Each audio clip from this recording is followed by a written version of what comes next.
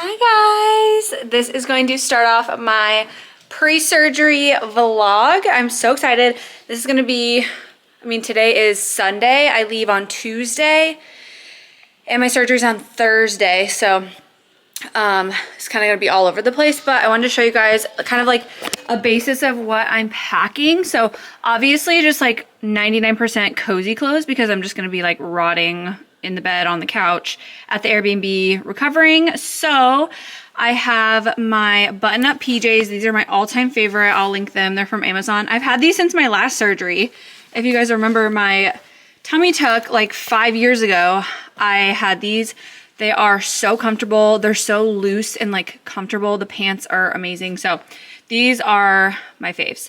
And then I'm bringing the PJ set that Buff Bunny gifted to me from my last trip because it's also button up and it has shorts. So I just thought like if I get hot or something and I don't want long pants, then I just have this pair of PJ pants and another one of those tops. And then I have 2 pairs of leggings under there just in case. It is my birthday so my surgery's Thursday. My birthday's on 18, 19, 20, 21, I think Sunday. On the 21st. So I don't know if me and my mom are gonna venture out to dinner if I'm feeling okay, something like chill, or like I don't know if I want to get out and walk around and I just want some leggings. So I'm packing just in case because I don't know exactly how I'm gonna be feeling. I'm a pretty good healer, but you know, we'll see. And then I packed all of my Threads sweat outfits because these are the most comfortable. I'm gonna wear this to the airport on the way there. It's just my pink Threads pants and the halo tee for the way there. I don't know if I'm gonna do the green or the pink tee. And then I packed the other sets for surgery day, just something comfy for surgery day that you can zip up and down easily. So one of these for that, and then one of them for the way home as well on the airplane, just to be extra comfy. And I brought an extra just because you never know. So I have those. And then I'm bringing protein shakes. I'm bringing more than this, but I'm gonna pack a bunch of my protein shakes for recovery, and of course protein coffee, all those things. And then I'm gonna pack a water bottle. This is the one Buff Bunny collection gave me. I'm gonna throw that in there. And then I also got some surgical bras from Amazon because they're gonna give me some, or 1 or 2 maybe, but I wanted to have extra just because, you know, I'm not just gonna wear one single one. Hopefully these won't be too tight. I got mediums because I just wasn't sure, but let me do a colored one so you can see better. Sorry, my zoom is like being really annoying. But it just has a front zipper closure, so it's easy to get on and off. And I saw this, people are recommending ice packs for your boobs. I didn't realize they were this big. For some reason, I thought they were gonna be smaller than this. But you just put them in the freezer. Ooh, it's like very soft on this side. That's nice. And then you just put them in there to ice them. Could help with swelling. I don't know. We'll see if I actually use them or not. I'm going very like basic for this. I'm not getting like way too much shit. Like I've had multiple surgeries before. I feel pretty prepared mentally, and I think physically I'll be fine. Oh, hi Kaya. So okay. I'm not getting too much like stuff that I probably won't even need. So that's honestly like all I got. Oh, and I got a wedge pillow as well, which I am going to shove in my suitcase. I didn't really use it for my tummy tuck. I think I got rid of it or gave it away when I got it for my tummy tuck. I never ended up using it for that, but I feel like for this, since I have to sleep straight up, I think it'll be really good to have it. So I'll keep you updated if I actually use that as well. And kind of just try to give you like a realistic, you know, you don't need to buy a ton of stuff for this. So at least in my opinion, we'll see. It could change. Afterwards, I could be like, oh, I wish I had this. I wish I had that. So I'll keep you updated, but that's kind of a basis of what I'm packing. And then obviously makeup, and even though I probably won't be wearing that much, but all my toiletries and everything. But I'm excited. It's getting close. Also, cannot forget my Gas X and stool softener. This is a must for after any surgery. Things are just backed up, hard to, you know, get out. And then all of my prescriptions that they sent here. I think there's like 5 different ones, like nausea, probably antibiotics, then I have to pick up the pain meds once I get there. But yeah, making sure I don't forget those. Me and Jax can't hug each other because you said we have to keep our names to ourselves. I don't care, just have me.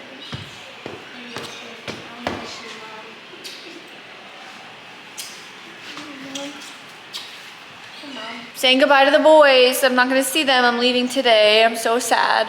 I don't think I can't remember if I've ever or the last time I left them for 8 days. It seems like so long, and I'm like it's definitely the hardest part about this whole surgery journey. So I'm sad. I'm gonna miss my boys, but I'm so thankful. Obviously I have Shay watching them, and then, you know, I have a village that helps me out, so.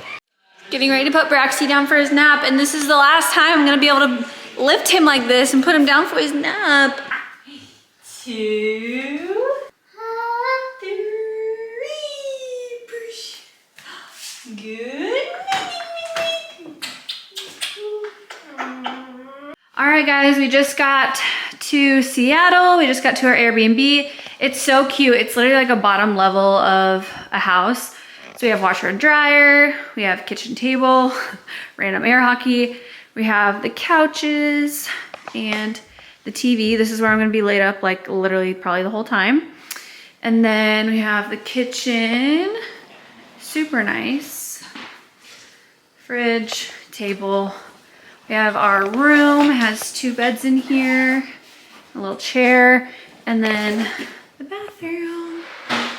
Super cute, perfect for just me and my mom. Excited to finally be here. We are putting in a grocery order right now to stock up for the week, for like dinners and lunches and snacks and all of that. So I will update you once I get all that. All right, so we just got our groceries. I brought these, my Alani protein shakes, because high protein after surgery is very important. We have, sorry, it's beeping at me. We got ground beef for tacos one night, and then we're gonna do meat sauce for protein pasta one night. Just trying to think of like easy, quick meal ideas. I got some salad kits as well, eggs for breakfast, water, beer for my mom, Coke Zero. We got light sour cream for the tacos, halva dip and chips, of course, for a snack, and to eat with our sliders, which I have ham and... Mom, did they have cheese? Yeah. Oh, yeah. And the cheese. Yeah, they're over there. And then I have shredded cheese as well for my cottage cheese and chicken bowls. So I got, of course, tons of cottage cheese, butter as well, and then tortillas, lettuce. Oh, this is another salad kit. Put that right there. And then lettuce for the tacos, ketchup, oat milk for my coffee, hot sauce for the tacos. And then we have frozen pizzas for a night if we don't feel like cooking or whatever. I really don't want to DoorDash like every single night. Like, we're just gonna do a couple nights. So we just got like quick, easy things. And then ice and 2 bags of blackened chicken. This is super high protein lunch or dinner. This with cottage cheese, and it's my go-to at home. So thought that would be easy. And then over here we have snacks. I actually love the extra toasty cheddar jack, but they were out, so they just gave me these. We have sauce for pasta, chips, sliders, goldfish. I always like to have a sweet treat, so I have some of these. Protein pasta. These are the electrolytes that I brought that I'm gonna be taking after surgery. I'll link these, I got them on Amazon. And then I think that's it. And then we got paper plates, taco seasoning, and sourdough bread for breakfast as well.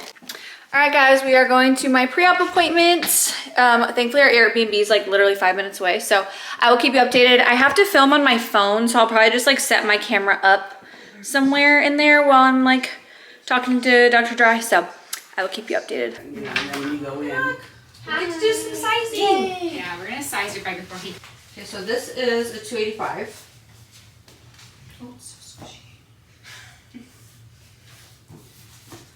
Yeah, I like that. Oh, and then this is 340, so it's a little bit bigger.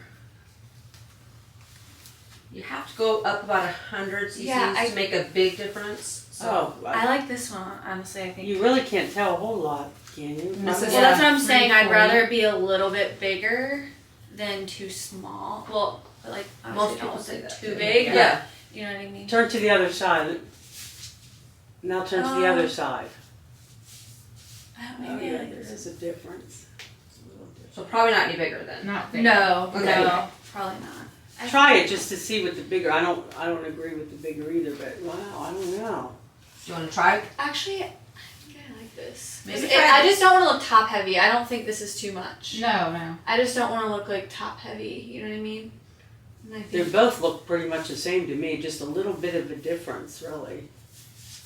Do you want to try this just to see? Let's just see how big you could get.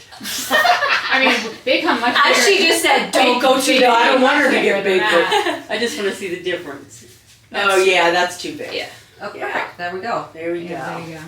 That's I good. think I like that this one. one. Yeah. Yeah. That was 340. I feel like it goes with my frame. It's not too Yes. big, right? Mm-hmm. Yeah, I And the agree. beauty of that is, the bigger you go, the harder it is when you're this small down here. When you go buy a top or anything like that to get it to fit right, because it's always going to be tight right here. Right. But that yeah. won't bother her. She'll have no problem finding She a should top. not. Okay, Not- yeah, not- I I agree like with you this. there. Yeah, that looks good. very- yeah. That looks nice. Hi. Good to see you. Welcome back. Thank you. How are you? Good. Yeah, well, this is a lot easier. Yeah, that's what I am assuming. Yeah, this is the toughest part. There's no Yeah. question about it. Going through that, Well, I'll be able to like walk. Like before, I was like could barely Hunched over? walk. Yeah. yeah, So I'm like, okay, I can use my legs and lower body. So Yeah. it's nice. better. Just in general, it's Yeah. better. I feel like. That's pretty good. Pretty easy. Yeah. To be honest, the hardest thing is what size of an implant you put in, because basically it's just sort of creating the aesthetic that you want, Yeah. right? And it's trying to sort of convey, what's in your head from an aesthetic perspective Yeah. to the person who's going to be doing it, and that's the most challenging thing. Mm-hmm. And so that's why, we try on implants, or it gives us an idea of a range of an implant size that we're going for, and sort of a general aesthetic, and then obviously photos that we got, Right. which is fantastic. Yeah. You walk down the beach. Mm-hmm. What do you want people to think or say? Do you want them to look at you and say you look good? Maybe they are, maybe they aren't implants. Do you Yeah. want people to say you look good? Those are probably No, implants. I want them Okay. more on the Yeah. natural side. Okay, yeah. So Which so I know they are implants, so it's like, there's only so much, but I don't want them to just be like round balls, really like huge, Yeah. Yeah, perfect. And that's the perfect thing is that what makes a breast look natural, or what Yeah. makes it look round. So a natural appearing breast basically has a slope up to the Yes. top, and then the majority of the volume of the breast is at and below the nipple, right? A fake looking breast is exactly what you just said. Yeah. It's round, Yeah. right? And so what happens when you put in an implant? So what makes a breast look fake or natural is the proportion of implant to breast tissue. Meaning, if you've got a lot more implant than breast tissue, it's going to look fake. You're right. Right? If you've got sort of equal amounts of breast tissue and implant, it's going to look more on the natural side. Yeah. Right. So certainly, and I mean, the size of the implant is going to dictate sort of what it looks like and the amount of breast tissue you have. So if you've got next to nothing, then even if you put in a kind of a relatively small implant, it can look on the fake-ish side. Right. Even if it's a small implant, simply just because you've got more implant than breast tissue. Right. Here, so it should be up to there. Okay. So yeah, you really don't have much breast tissue, and again, this is just skin. You don't have any breast tissue, and certainly you don't have any fat in the upper portion in here. So we do have to be careful about the size of the implant we put in, because again, we want volume and fullness up here, but because you don't really have any breast tissue or no fat that's up into here, it can tend to look a little bit more roundish up at the top here. So we do have to be careful. We can sort of alter that based upon sort of the nature of the implant. We'll talk about that in a sec. So, yeah, and again, it's just pretty simple, just lifting up. So with that, we make an incision scar around the nipple and areola, one down, and then there'll be a little one in the crease of the breast underneath. Okay.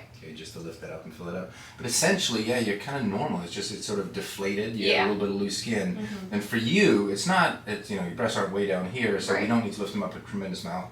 We just need to fill out the skin. Yeah. So that's the predominant thing, is just sort of filling out that volume. Okay. Unfortunately, they're fairly equal in size. Okay. Right, which is kind of nice.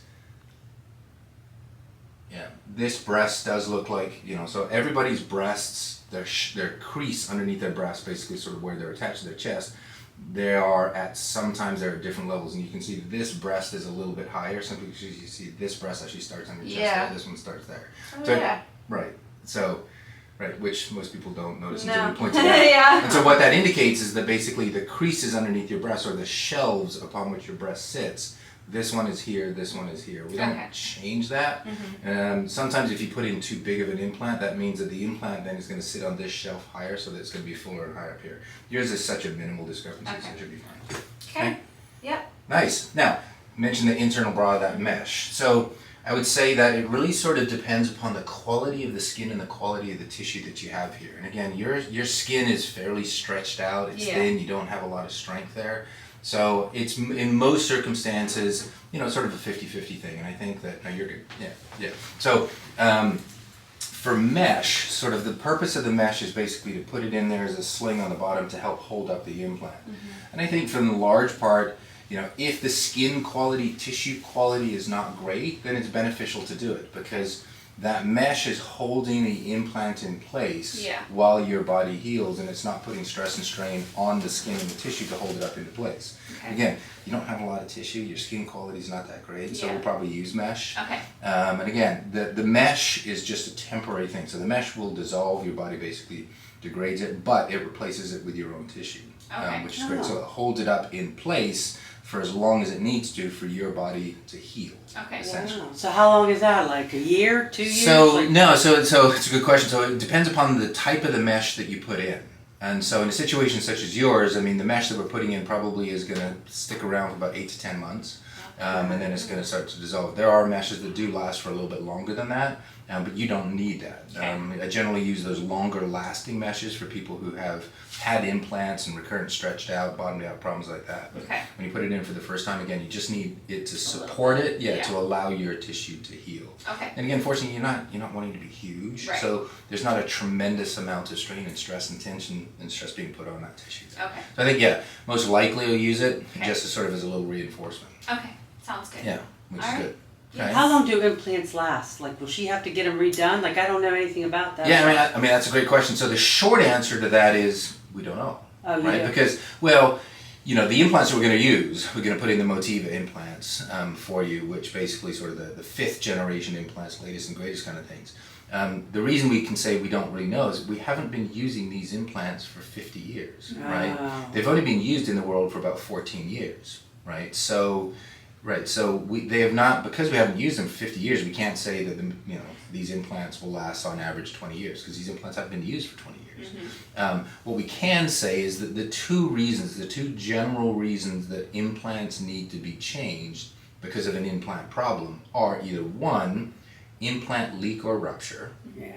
Right, so getting Is that the most common thing? No. No, especially with these types of implants, it's incredibly uncommon. Okay. Right, because number one is, the old style implants sort of that we put into 20-25 years ago, the silicone implants, if it gets a hole leaks, it can leak out everywhere.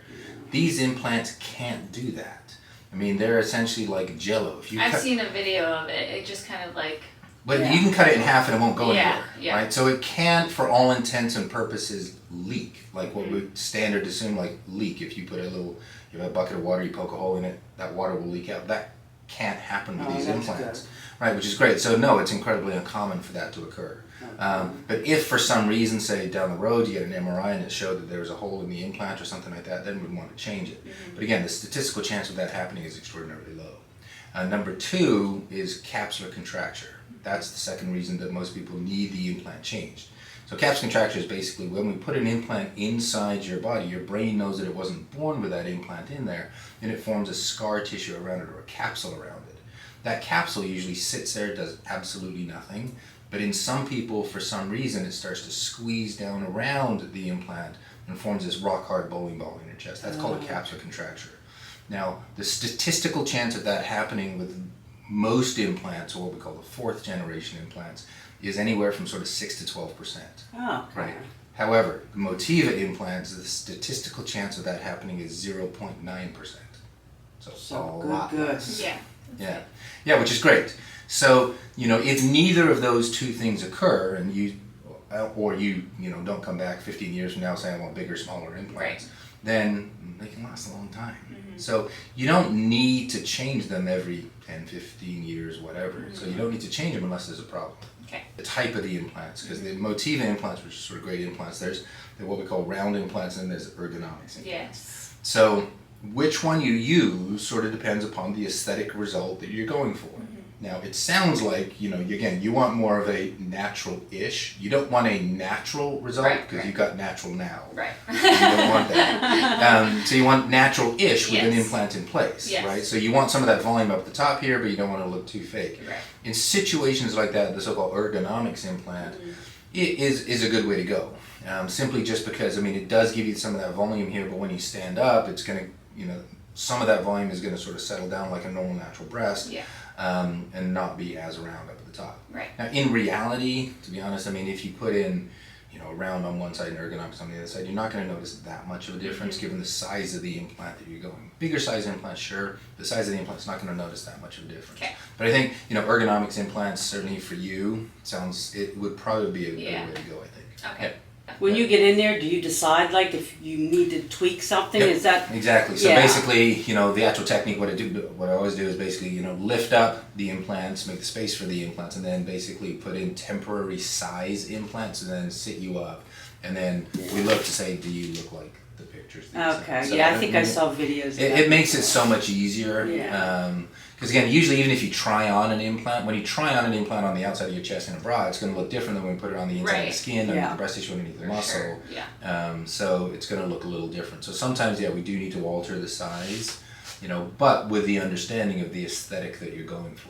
Right, and the other thing is having them far apart and close together. I know it depends a lot on just my anatomy, Yes. right? So I think, would it matter, like if going bigger, would that help that or no? Not significantly. Okay. Again, the difference between one size up, one size 0.1 Yeah. centimeters. So Okay.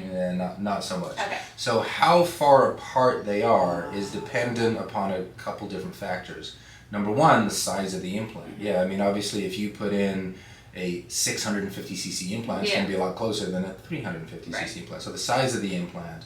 And then number two, sort of the position where you put it, on top of the muscle or underneath the muscle. If you put it on top of the muscle, you can get it as close as you want. Right.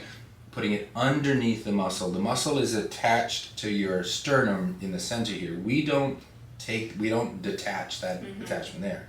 So that then is dependent upon how you're born. Yeah. There are some people who are born with this muscle here, so when you put in an implant, it's close together. Some people are born with this muscle here and this muscle out here, so there's a little bit more of a gap. We can sort of weaken that so it gets a little bit closer.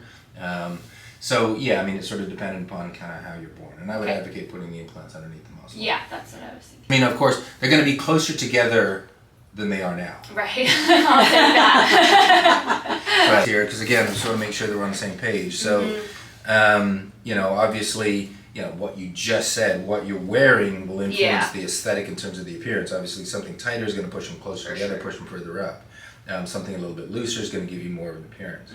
So, again, on this side, for sure, it's sort of natural up to the top, slope up to the top, and volume of phones down here. I would say proportionate for her body. Yeah, that's what I like. Yeah, which is good.